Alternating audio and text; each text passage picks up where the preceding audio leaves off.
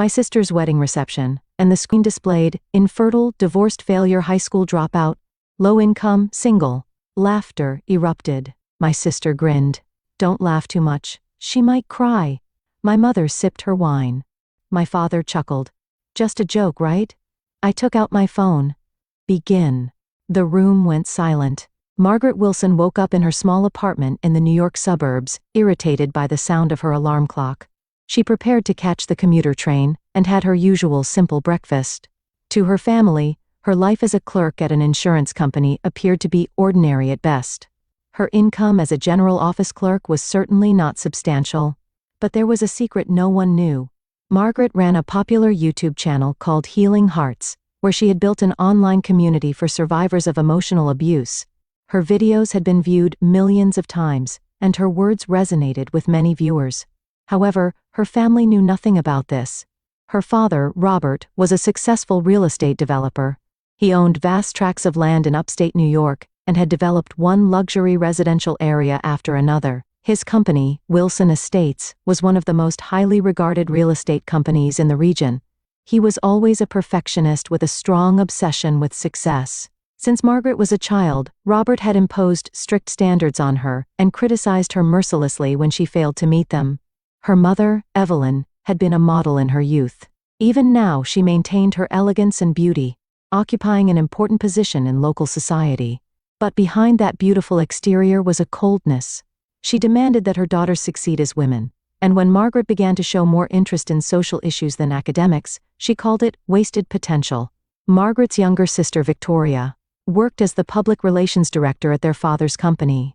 She was living the life her family expected, graduating from a prestigious university, working at her father's company, and now about to marry James Anderson, the son of a prominent local family. The relationship between Victoria and Margaret was complicated. The younger sister had always been her parents' favorite and looked down on her older sister as a failure. Margaret picked up her cell phone and checked a message from her sister about the wedding invitation. She let out a long sigh. 2 years ago, she had ended her 5-year marriage to David. Her family believed she had been abandoned because she was infertile, and they repeatedly blamed her for this perceived flaw. You still haven't replied? Victoria's message read, I hope you're not planning to ruin my special day. Don't talk about your miserable divorce in front of everyone. James's family is refined. Margaret finished reading the message and gave a dark smile. She moved to the window and looked at the certificates and plaques arranged on her living room wall. Through her online activities, she had built a reputation as an advocate for survivors of emotional abuse and had even established a nonprofit organization. However, she had never told her family about this. At a small desk in the corner of the room, she wrote a reply to the wedding reception invitation. Of course I'll attend, she wrote. I'm also making special preparations for the family. Margaret picked up her smartphone and opened a special app. The screen displayed the words, Healing Hearts Live, with the status ready underneath. She took a deep breath. Behind her decision to attend her sister's wedding reception was a plan. Her family believed her ex-husband David was a dropout who was still struggling. In reality, David had become the executive of a successful technology company. The real reason for their divorce was completely different from what her family assumed. Margaret opened her closet and took out a modest navy blue dress. This would be her weapon. It was inconspicuous, wouldn't draw attention, but was the perfect attire to unleash the truth hidden in her smartphone. She had kept from her family the fact that her YouTube channel, Healing Hearts, now had over 1 million supporters, and that her nonprofit organization supporting victims of emotional abuse was thriving. For 2 years, she had been collecting evidence for this day, and had also made legal preparations. Margaret checked her cell phone one last time and confirmed an email from her lawyer. She nodded slightly at the message that read, All preparations are complete. I won't run away anymore, she quietly told herself. It's time to reveal the truth. The ballroom of the Grand Palace, a luxury hotel in Westchester County, was lavishly decorated for Victoria and James's wedding reception. Crystal chandeliers sparkled from the ceiling, and white and gold flowers adorned each table. Local dignitaries had gathered to celebrate the union of the Wilson and Anderson families. Margaret paused at the entrance to the venue. She had chosen her navy blue dress to blend in among the flashy outfits. She checked her smartphone and took a quiet, deep breath. You finally came. Turning around, Margaret saw Evelyn standing there in perfect makeup and an expensive champagne gold dress. She looked her daughter up and down, frowning slightly. "You could have dressed up a bit more," she said. "This is a special day. Everyone is watching." Margaret gave a gentle smile. "Where's Victoria?" "At the head table, of course." "You're at table 8, with the relatives," Evelyn said, disappearing into the crowd. Margaret headed to her assigned seat. At the table sat distant relatives and employees of her father's company.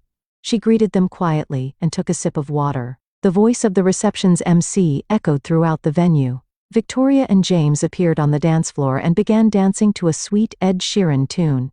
Victoria's pure white wedding dress was adorned with beads, reflecting light with her every move. James gazed at her lovingly. Margaret observed quietly.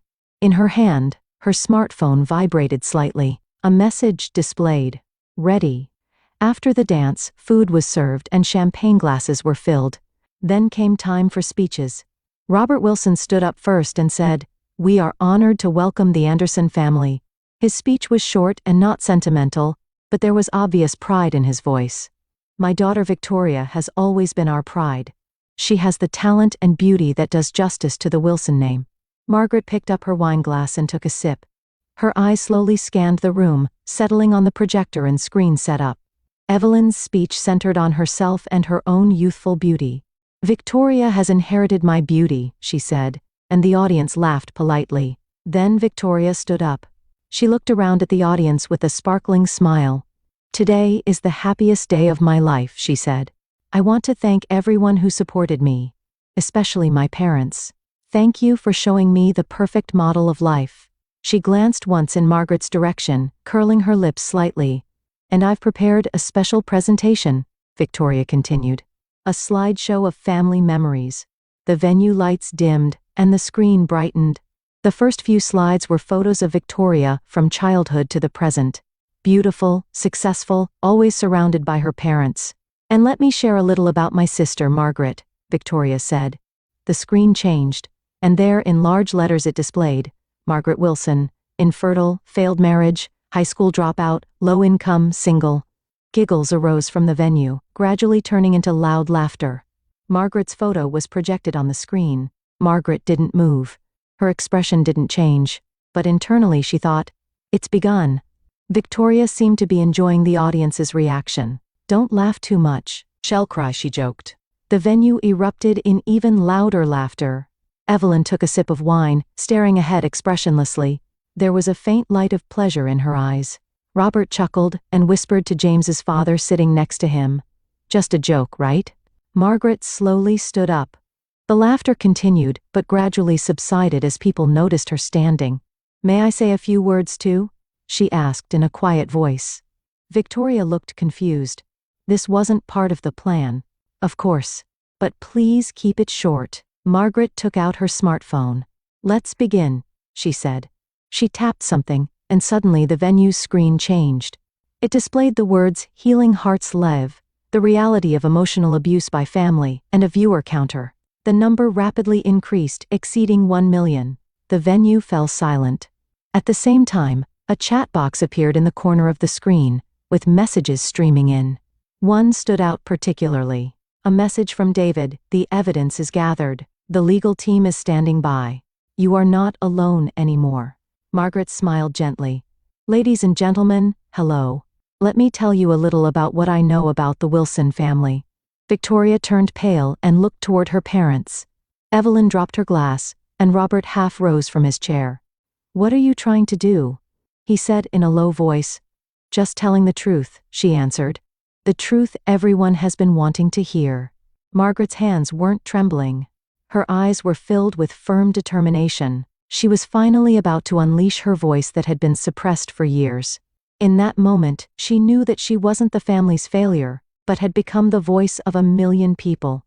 The smartphone screen continued to show the live broadcast, and comments kept increasing. Silence dominated the room. Margaret stood in the center of the venue, her back straight. Her voice was calm, but her words were ice cold. "Hello to the 1 million people watching this moment live. I am Margaret Wilson.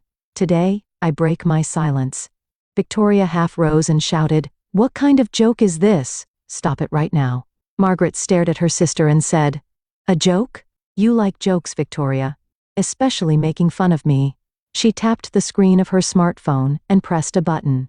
Audio began to play through the venue's speakers. "Hey Mom, why can't Margaret have children?" Victoria's voice. "Her body is broken, just like her life." Evelyn's cold laugh. "David was right to abandon her.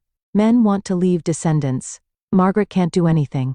As the recorded conversation continued, Margaret directed the camera at the audience, zooming in on Robert, Evelyn, and Victoria's faces. All three had turned pale. James wore a confused expression and had moved his chair slightly away from his fiancée. "This is what I recorded at a family Christmas gathering," Margaret explained. "A conversation when I stepped away. But there's more." In the next recording, Robert's voice resonated. "Margaret is a failure. Victoria is my real daughter. Margaret was just a mistake." Evelyn stood up and shouted, "Stop it! This is eavesdropping. It's illegal."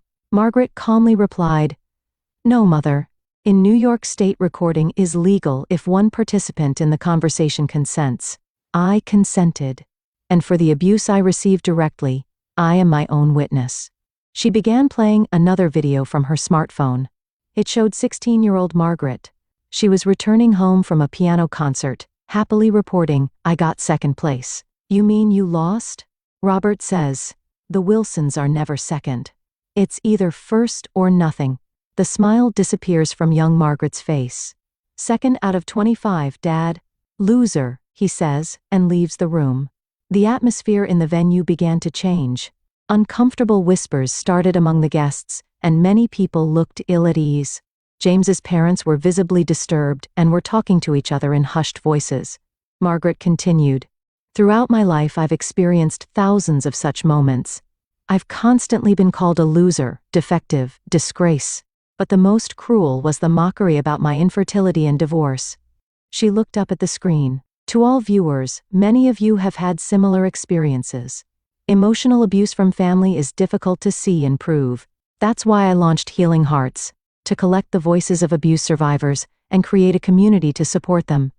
At these words, Robert suddenly stood up. "What nonsense. You've always tried to seek attention. You're ruining Victoria's special day." "Attention?" Margaret quietly laughed. "Dad, I have 1 million followers on YouTube. My book will be published next month. I run a nationwide nonprofit organization. If I wanted attention, I would have had it long ago." The venue fell silent. Surprise spread across Robert and Evelyn's faces. They knew nothing about their daughter's success. "You thought I was a low-wage clerk with a failed marriage, and defective woman who couldn't have children," Margaret said. "That's because I let you think so. Because I knew that if you knew about my success, you would try to ruin it." Her voice grew stronger. "And what you know about David is also wrong." At that moment the doors to the venue opened. A tall, confident man entered. It was David Clark. The once awkward young man had transformed into a sophisticated businessman. He walked straight toward Margaret. A murmur arose from the venue. Evelyn sank into her chair, and Robert blushed. David stood next to Margaret and placed his hand on her shoulder. "Margaret, I didn't divorce you because you were infertile. I couldn't bear your family's abuse anymore. But that was my weakness. I'm sorry I left you alone." He looked around the venue. "I am now the executive of a technology company. After divorcing Margaret, I was inspired by her courage. Seeing her recover from her family's abuse helped me rebuild my own life." He pointed at the screen. "In fact, I've been secretly supporting Margaret's nonprofit organization for survivors of emotional abuse. I've been waiting for the day she would bravely stand up." Suddenly, several people stood up at the back of the venue. They were members of Margaret's online community. They nodded toward Margaret, showing their support. "We are here with Margaret," one woman said. "Her courage has given us the power to reclaim our own voices." Victoria stood frozen in her wedding dress. Her perfect day was crumbling. She looked at James, but he was staring into the distance with a confused expression. "Margaret, why would you do this?" She finally managed to say, "This is my wedding." Margaret stared at her sister. "You mocked my life in public. For years, you've elevated yourself by hurting me. Today, you crossed a line. and I couldn't remain silent any longer. David took Margaret's hand. We've been gathering evidence and keeping records. Records of years of emotional abuse by your family. And now Margaret is sharing the truth with millions of people. Tears glistened in Margaret's eyes. But they weren't tears of sadness. They were tears of liberation. The liberation of breaking years of silence and speaking the truth. She took a deep breath and spoke her next words. For a long time I was made to believe I was worthless. But today, I reclaim my worth. And I send a message to all those in similar situations: you are not alone. Your voice has power, and it's never too late to speak the truth. David smiled beside her. The guilt he once felt for not protecting her had now turned into pride in her strength. Robert and Evelyn sat speechless. Their perfect facade had crumbled, crushed under the weight of truth. The venue was quiet, but in the online world, a storm was raging. Margaret's brave action had ignited the hearts of millions. As the venue was engulfed in chaos, Robert finally stood up. His face was red with anger, and the veins in his temples were bulging. This is completely inappropriate. He raised his voice. Margaret, you always want attention. Always playing the victim. All of this is just exaggeration. No one in the family has ever hurt you. Margaret looked her father straight in the eye. Really? Then what is this? She tapped her smartphone and played a new recording. It contained the voice of 13-year-old Margaret and Robert shouting, "You're just stupid. Why can't you be like Victoria? She's only 11, but already much smarter than you. You're a disgrace, Margaret. A disgrace to the Wilson family." When the recording ended, Robert was speechless. Evelyn stood up, trying to smooth over the situation. This is taken out of context. Robert was just being strict for Margaret's own good. We loved her. We were just trying to toughen her up. Margaret quietly shook her head. Love? When was the last time you hugged me? When did you ever celebrate my success? She pointed at the screen. Look, my channel helps millions of people. I've written books, given lectures, established a non-profit organization, but you never once said you were proud of me, because you didn't even know about my success. The atmosphere in the venue began to change. Many guests were expressing discomfort, and some were getting up to leave. James's parents in particular were visibly upset. James's father stood up. What kind of farce is this?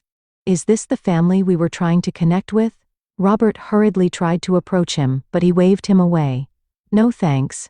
I don't want to be involved in your family issues. Margaret, maintaining her composure, spoke her next words.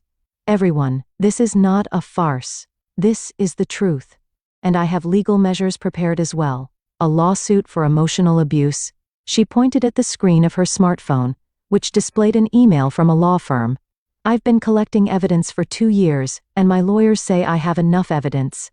Preparations for a damages lawsuit for emotional abuse are complete. At these words, the color drained from Robert's face. As a real estate developer, he understood exactly what impact such a public scandal would have on his business. Margaret, we're family, he suddenly said, changing his tone of voice. Family matters should be resolved within the family. Margaret smiled.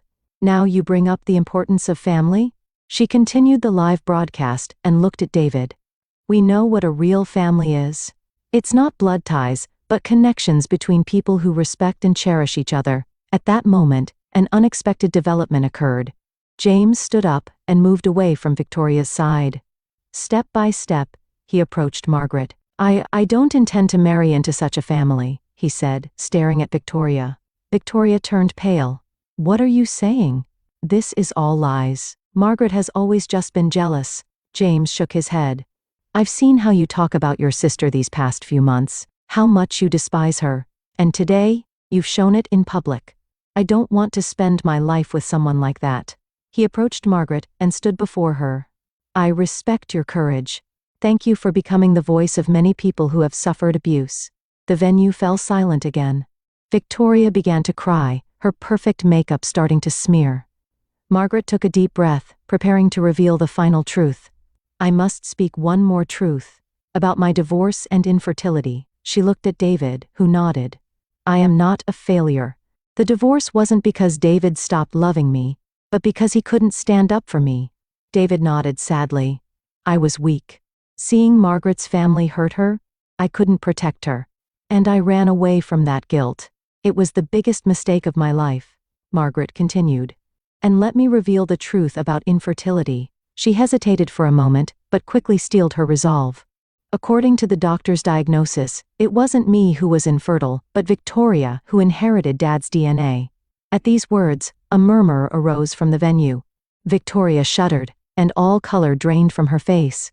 Victoria cried out, "That's a lie." Margaret said quietly, "When I had tests done, the doctor said there was no problem with my reproductive ability." "But what about you, Victoria? I know you and James have been trying to conceive and failing. It's a medical fact. Dad's DNA abnormality is only passed to female children." At this truth bomb, Robert sank into his chair, trembling. His secret, his DNA defect, something he had always hidden, was now public. Victoria stared at her parents. "Is this true?" Evelyn couldn't say anything, just covered her face with her hands. This was a truth she hadn't known either. Margaret said quietly, "After I got divorced, you forced me to accept the label of being you defective." But in reality, the defect was elsewhere. The venue was completely engulfed in silence. James moved away from Victoria and headed toward his parents. The Anderson family was preparing to leave together. Margaret finally turned the camera toward the viewers and addressed them. "The truth can sometimes be painful, but it is the truth that sets us free. Today, I spoke my truth. And by doing so, I have become free." David held her hand and stood by her side. Members of Margaret's online community gathered around her, forming a circle of support. It was a true turning point in Margaret's life. A year later, Barnes & Noble bookstore in New York City was overflowing with people. A book signing event was being held for Margaret Wilson's new book, Silent No More. The lines stretched outside the store, with hundreds of people waiting to meet her. Margaret had now become a nationally recognized advocate for survivors of emotional abuse.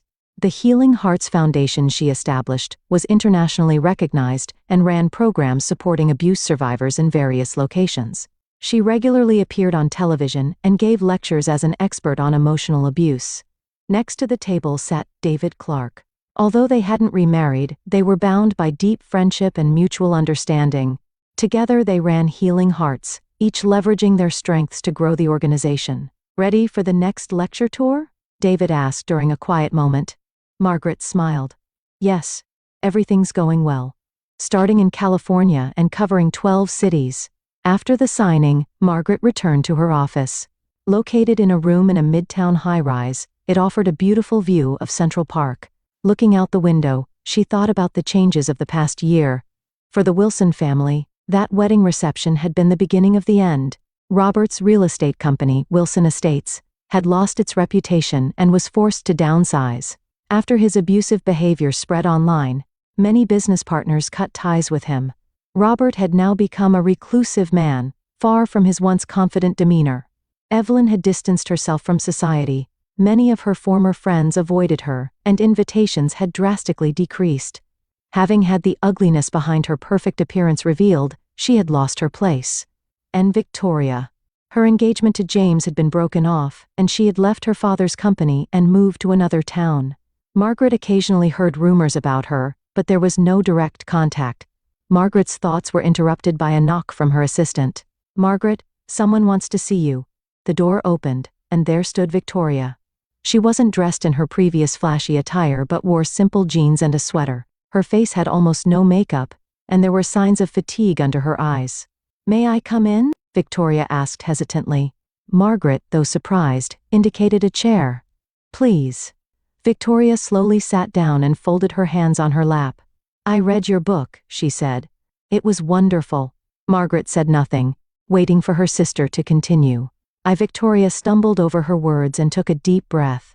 "I came to apologize for everything I did to you." She continued with tears in her eyes. "I'm also seeing a professional counselor. And I realized I was receiving the same treatment from Dad. I was just targeting you to avoid becoming a target myself." Her voice was trembling. "I was trying to protect myself by hurting you. It was cowardly, terrible, and unforgivable." Margaret felt conflicting emotions swirling in her chest. Years of pain and anger, and complex love for her sister. "Healing takes time, Victoria," she finally said.